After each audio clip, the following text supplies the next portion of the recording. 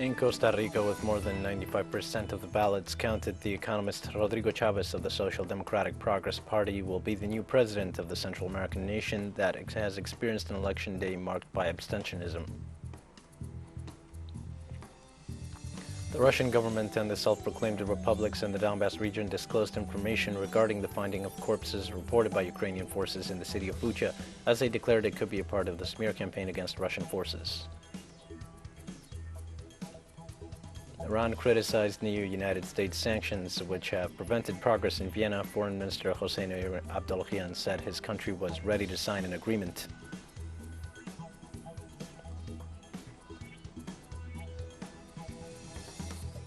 Hi, this is From the South. I'm your news anchor, Dio Martin. From the Telesur studios in Havana, we begin with the news.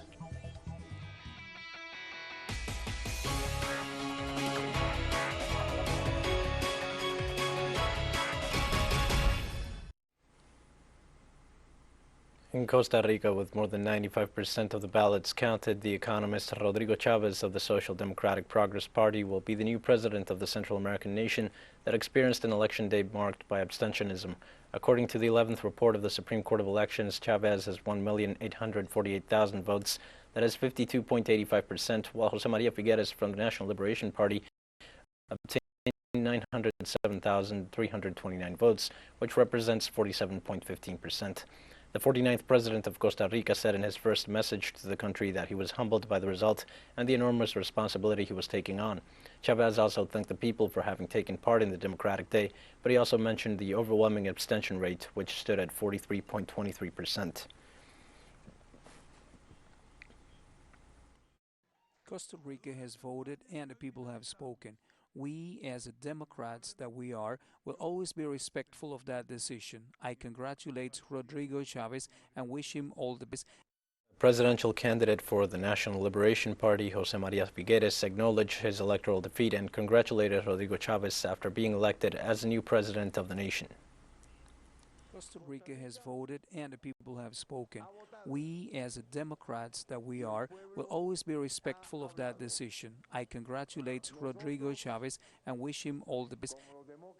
And in Colombia, the electoral campaign of the presidential formula for the historical pact coalition, Gustavo Petro and Francia Marquez, is advancing in the run-up to the elections set for May 29th.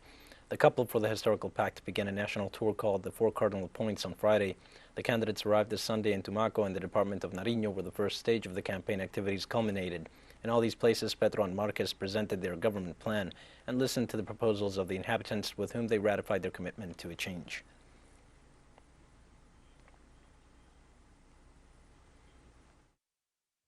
We will be together with Franks explaining the government program, talking to you, talking about how to make Colombia a world power of life. The vice presidential candidate of Equipo por Colombia, Rodrigo Lara Sanchez, traveled the streets of Neiva, Florencia, and Bogotá as part of his presidential campaign. Rodrigo Lara met with traders, representatives of the health sector, young people, small entrepreneurs, farmers, and citizens. Among his proposals, he spoke of labor contracts for health personnel, the decentralization of state processes, the strengthening of natural tourism, and the protagonism of the regions and the national government, security and protection of lives of cyclists. This splendid week that began with the registration of our political project with the registry office is coming to an end, and we are very happy to be able to begin our tour of Colombia. We were in the department of Huila, my homeland, then we went to the department of Caquetá, and finally we finished our tour here in Bogotá. We were able to engage in dialogue with young people, with the health sector that has so many expectations after 2 years of suffering the pandemic. We were also able to share with the entrepreneurs, with the agro-industrial sector, and of course, look at the environmental issue, so important, especially on the issue of deforestation and risk as it exists in the department of Caquetá. We finished here in Bogotá with an activity that we like, doing exercise, and we hope to continue next week touring the country. The second migrant caravan of 2022 has been handed over to the authorities of the Mexican National Migration Institute in Tapachula, the border city with Guatemala. More than 400 citizens, mostly Central Americans, grouped in what they called the migratory Via Crucis due to the proximity of the Holy Week, surrendered themselves to migration. The authorities informed that they have been transferred in vehicles to the states of Tabasco and Oaxaca, where they will receive humanitarian visas that will allow them to continue to the United States or to stay in Mexico with guaranteed basic rights. Since the arrival of Joe Biden's administration, more than 1.7 million migrants have crossed Mexico's southern and northern borders. The White House messages unleashed a wave of migration that affects several countries in the Latin American region in several areas.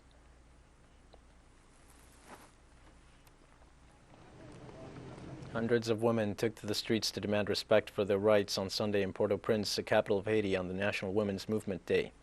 The march was attended by various trade unions and popular and feminist organizations demanding the right to a life without violence. During the sit-in, the demonstrators denounced the systematic violence against women and girls, including sexual harassment, femicide, rape, and beatings.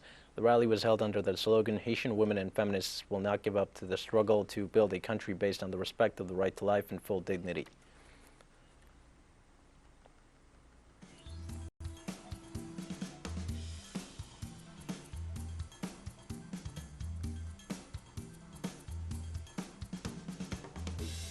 We're going to take a short break now. Please join us again after this.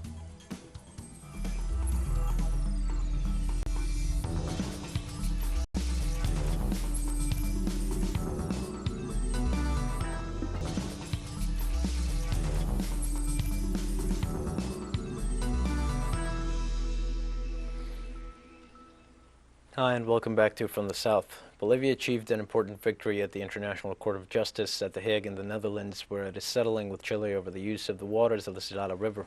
Documents of the process are no longer confidential. This was reported by the Secretary General of the Strategic Direction of Maritime Claims, Emerson Calderon. The official explained that Bolivia asked the court to eliminate the confidentiality clause. The decision by the International Tribunal, which is favorable to Bolivia, allows, by lifting the confidentiality clause, all the documents and details of the process to be known so that the whole process is transparent.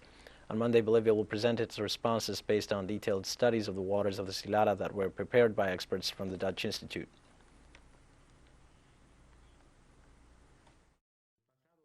Last Friday, April the 1st, all the written pleadings presented by both parties on behalf of Chile and Bolivia and all the scientific evidence that has been carried out during the trial are available to the public on the court's webpage. The entire body of evidence of the pleadings is online and available to the public in this context, so it is possible to access and review this documentation. In addition, it has also been requested that the oral arguments be translated simultaneously so that all the pleadings will be simultaneously interpreted into Spanish. Peru temporarily suspended consumption tax on fuels such as 84 and 90 octane petrol and diesel types. The rise in fuel prices and other products such as fertilizers provoked a series of protests by drivers and farmers who blocked some of the country's strategic roads over the last 6 days. The measure exempts 84 and 90 octane petrol and some types of diesel from the selective consumption tax until June 30th, with the possibility of an extension until December.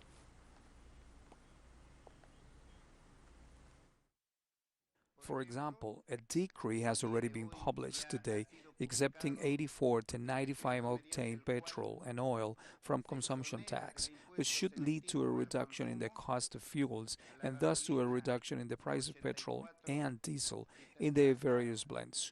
We call on the providers, of course, to act in accordance with the regulation, that they cannot use the pretext that they have stock and that they will not yet comply with the regulation when their stock is exhausted.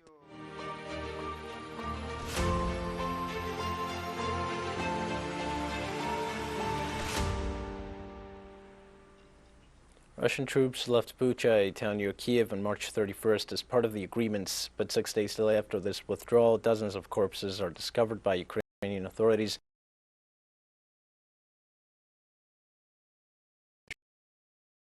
In reports, Kiev took full control of Bucha and needed 6 days to talk about dozens of corpses that they themselves show lying on the streets.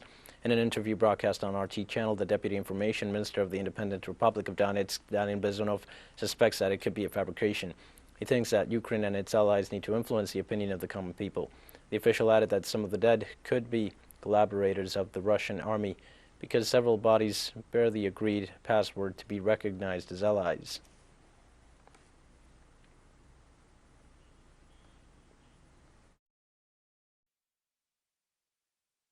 It should be understood that the white bandages belong to our military and people who collaborate with us, considering that the corps there do not wear uniforms but civilian clothes. In addition to the white ribbon, it is most likely that these are people who helped us and carried the white bandages so that the Russian military would be on their side.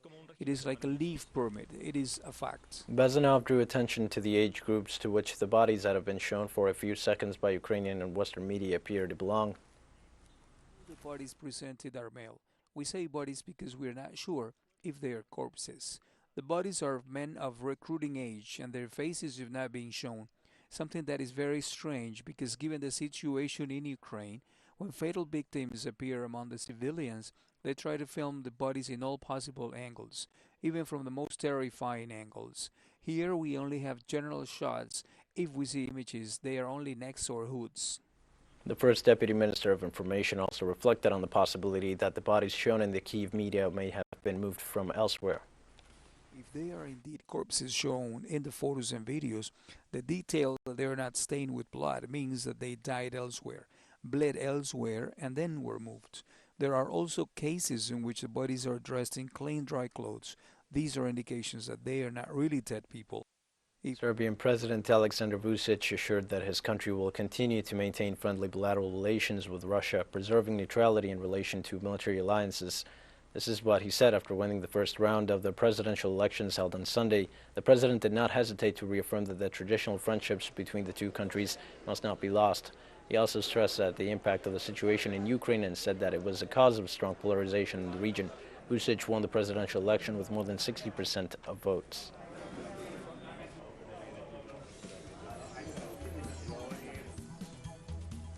We have more news coming up after one final short break. Please stay with us.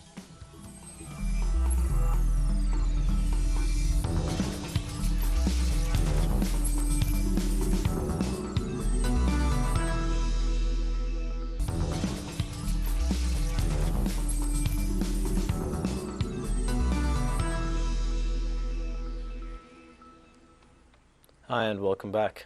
Iran criticized new U.S. sanctions, which have prevented progress in Vienna. Foreign Minister Hossein Amir Abdollahian said his country was ready to sign an agreement.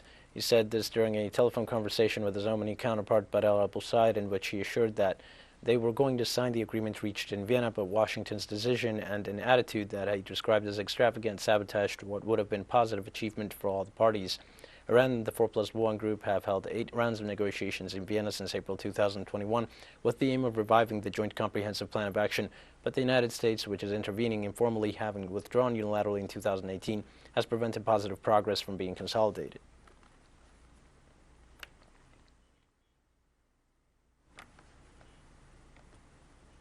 German Federal Finance Minister Christian Lindner said in an interview published in the national media that his country is being affected by the situation in Ukraine. Now they are compelled to pay for imported energy above the usual price. He admitted that the government cannot replace the loss of prosperity and can only soften the larger impacts. He acknowledged that the end of Russian hydrocarbon supplies would have noticeable and serious effects for his country. The repercussions, he said, go beyond money because it will affect the physical availability of energy for citizens.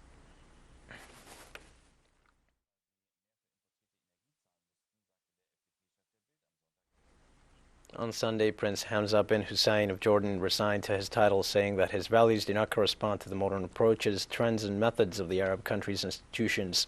On his Twitter account, he released a statement in which he said that out of honesty to God, he has no other choice but to resign from his post.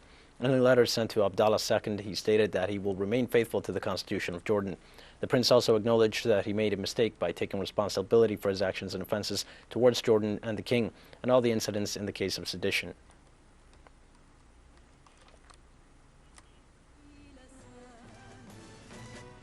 Thousands of Angolans gathered in the capital Luanda to celebrate the 20th anniversary of the end of the country's civil war.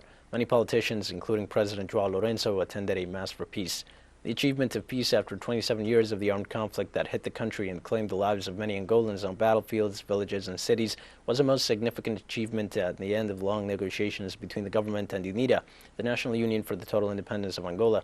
It was the climax of a historic process, and war among brothers began in 1975, shortly after the exit of the Portuguese colonizers, and with tough repercussions still felt till now in the lives of the most national citizens. April 4th was instituted national holiday and became an important historic reference in the struggle of Angolan people for dignity and building a prosperous society.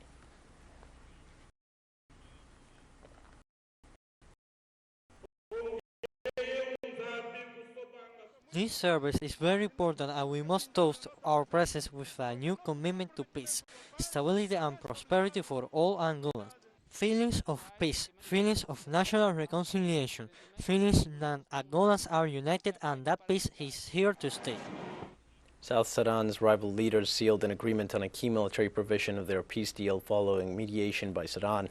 President Salva Kiir and his rival Vice President Riek Machar signed an agreement on the creation of a unified armed forces command, one of several crucial unresolved issues holding up implementation of the 2018 deal to end the country's 5-year civil war. Minister of Presidential Affairs Barnaba Mariel Benjamin hailed the deal as a necessary step that opens a route for the stable government of the Republic of South Sudan, one of the poorest countries on the planet despite large oil reserves, suffered from chronic instability since it declared independence from Sudan in 2011, spending almost half of its life as a nation at war.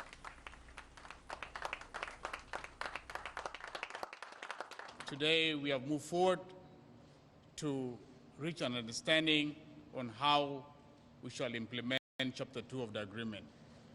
The people of South Sudan are yearning for peace. Peace is about security, and today we have made a milestone in that, and we have agreed and we have signed an understanding that it shall be moved forward. Most important is not only the signing, but the implementation of these articles. We must implement what we say. The people of South Sudan. Pakistan's President Arif Alvi reportedly dissolved the National Assembly on Sunday at the request of Prime Minister Imran Khan, and early elections were announced. The head of state accepted the Prime Minister's recommendation under constitutional abidance. Cabinet Chief Khan announced new elections within 90 days after Parliament's Deputy Speaker Kazim Suri had rejected a no-confidence motion against him.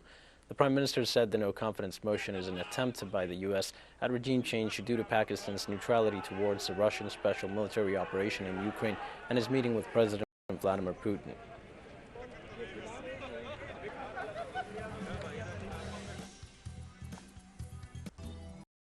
With that, we've come to the end of this news brief. Remember, you can find these and many other stories on our website at Tell Us Our English. You can also join us on social media for all the latest news. We're on Facebook, Twitter, Instagram, and Telegram. For Tell Us Our English, I am Leo Martin. Thanks for watching.